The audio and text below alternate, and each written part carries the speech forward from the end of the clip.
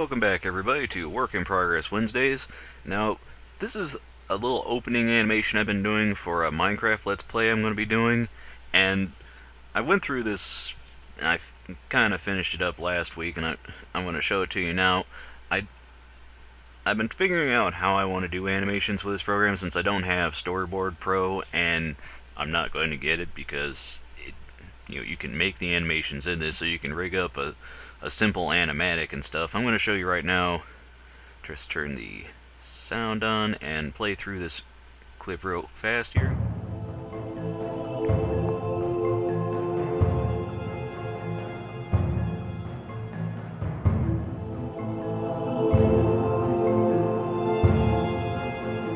Crafting Minds, a Minecraft adventure!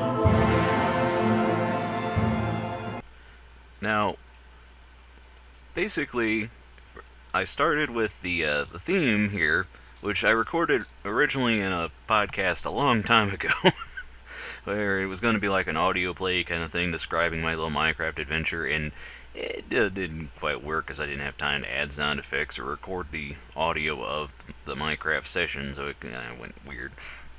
So I started with that theme, though. I liked it, and it's using a theme by Kevin MacLeod, and from Incompetech, of course.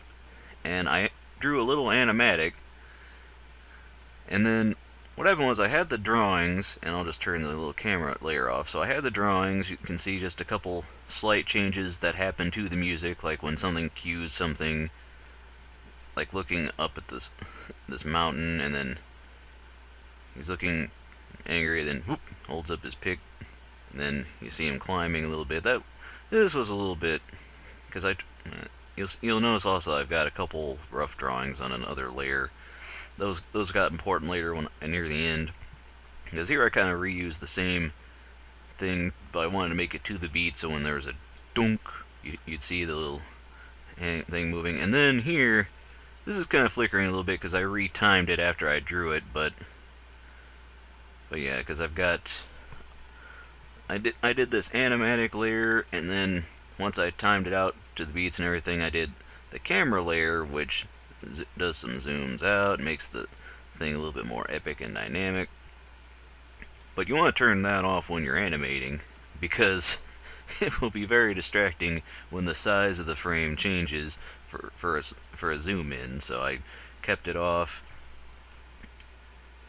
Yeah, that was the animatic, and then for some things, like for the head tilting shot here, let's see, I think it's just the avatar frame. Yeah, you can see it's just well, those frames were head frames. Yeah, because I've got the body as the avatar, and then this little thing tilt up, and then I had, for looking back, I just did the same thing in reverse, missing a couple frames, I think. I also had the hand on a different layer because the pickaxe is just one drawing of a pickaxe moving, and then the hand goes on top of that. So let's scroll over a little bit past this.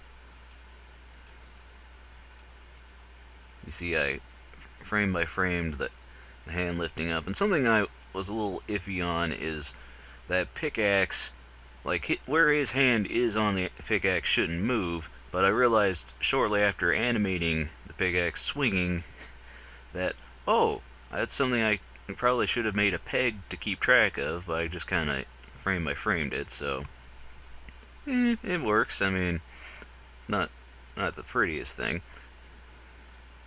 And then a little bit later, when he starts the climbing, see, I had some issues because, like, his, rather, like, if you filmed an actor climbing, his arms would stay where they, would be in proportion. You wouldn't have to figure out, okay, where's his one arm?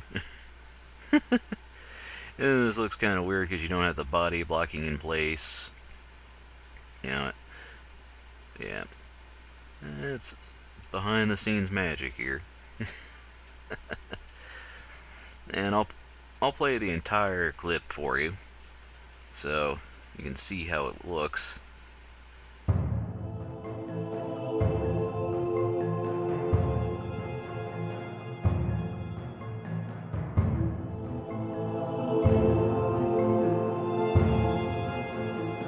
Crafting Minds, a Minecraft adventure. And then this right here gave me some fluster because I felt like this looks kind of jaggedy, like it looks like the pickaxe pops into place. Because really, I wanted to have him leaning into it and kind of doing like, I'm struggling. But then this thing, really, he probably should have been shaking a little bit, and it kind of looked like it was held in place a little too much. But I didn't want to move it around too much because then I would just complicate things even further.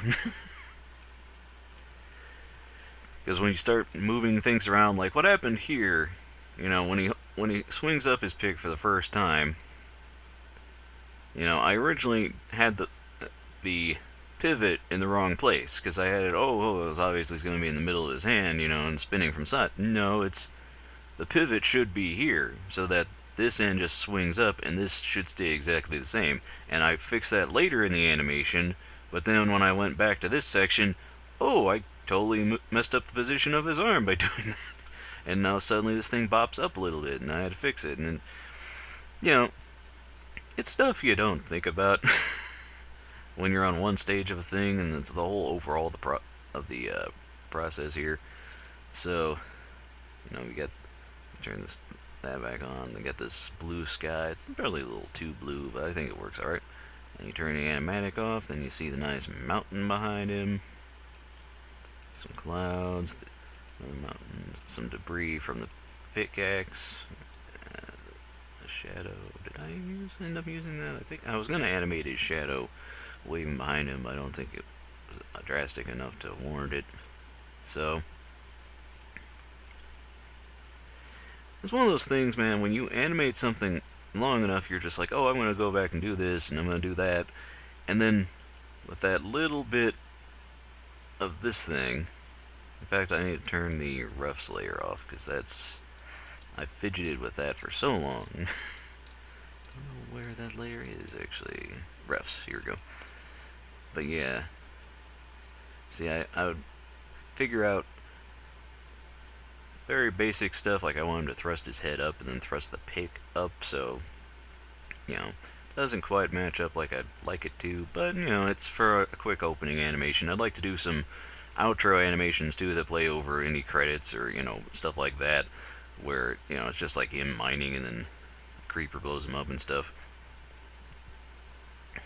And then this also was a little confusing because I had this logo, I drew this out and I liked it, and then I had to figure out how to go from this to that, and it's like, well, there's just going to be a little bit of a jump, and the pose is that, and then it zooms out, and I had to fix that in the camera too.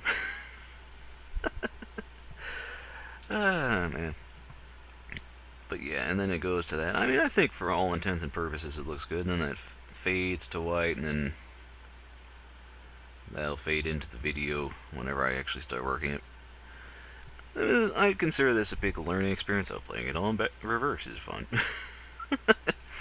This has all been a nice little learning experience for how to use the software properly, because, you do things academically, like you build a rig and you set the pivots and all this stuff, but then when it's like, okay, now here's the project, actually make something with it, I think this was just the right length of time to do stuff in it. It was just, it's a short clip. It's like just shy of like 480 frames or so, and it's just long enough where there's different segments. There's just a quick head turn and playing with the zooming in and out to set the scene, and you can tell my cat scratching at the door. There's just enough room to play around with the zooming in and out, and then you get, here I've got, parts of the body where I animated the pickaxe in this hand. Kitty. Fun of working in your own home studio, folks. So I animated just the hands clawing at the thing, and then I animated this body lifting, and then I had to go back in and adjust the arms, because if you zoom out, you'll see that does not look right, does it, folks? That arm, and it's like, nobody's going to see this, but I figured I had the camera off, so I didn't know where you would see this, so I started animating it, and then the shoulder moving up. So I probably should have just animated it all as him moving rather than the parts, but it was quicker just to do each hand, and then that way I could move where this was. So I wanted to add like some shake of the hand trying to find its place with the jitter and the grasping, where he's like, okay, there it is. So,